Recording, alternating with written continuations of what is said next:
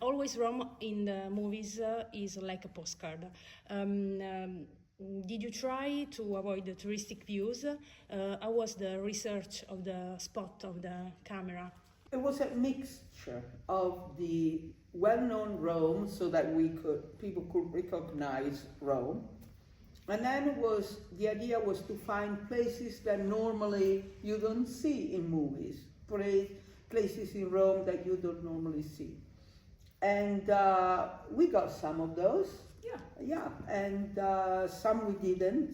Which is your point of view as a foreign in Rome? Oh, well, yeah, I felt a little of that arriving, because we're staying near Piazza di Popolo, and it was just tourists. It was like Soho, just like shopping. Yeah. I didn't expect that. I thought it would be a bit more sort of, I don't know what I thought, just less touristic, I guess, more organic, like more Roman.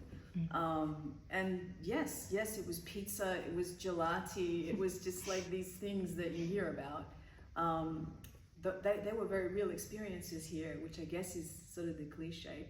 But, the city invites you to just wander around and bump into magic and like history and things that you don't plan.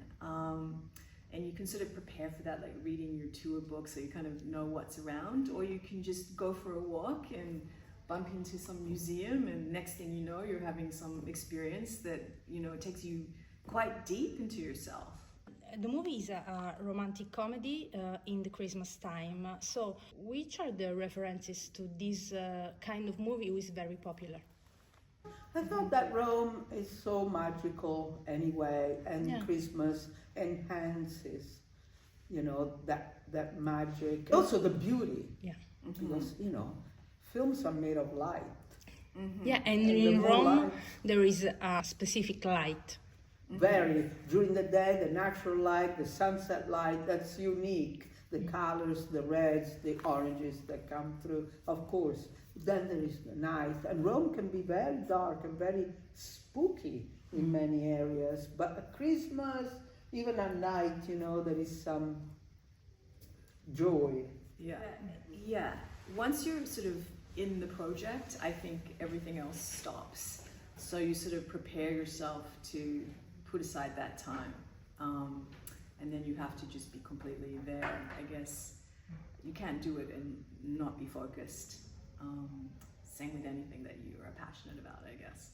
And Rhada has an incredible ability to switch, from drama to comedy within even a scene, and improvise and elevate the page, elevate the scene. And that's what a director hopes, to have an actor that elevates what you wrote. Oh, thank you. Did you, for you as an Italian woman, a Roman, and for you as a foreign, did you learn something new about the city during this process, this production?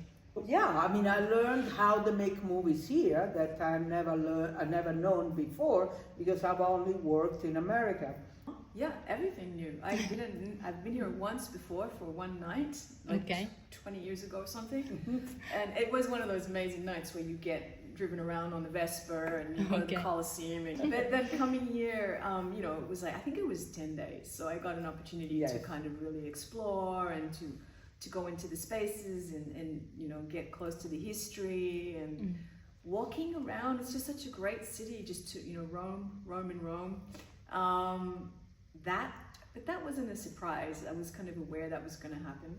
I was telling someone else earlier that what I was surprised by was the churches. I didn't expect there to be such energy in them. They're really sacred spaces. They're very beautiful spaces. Yeah. So that was a surprise, actually.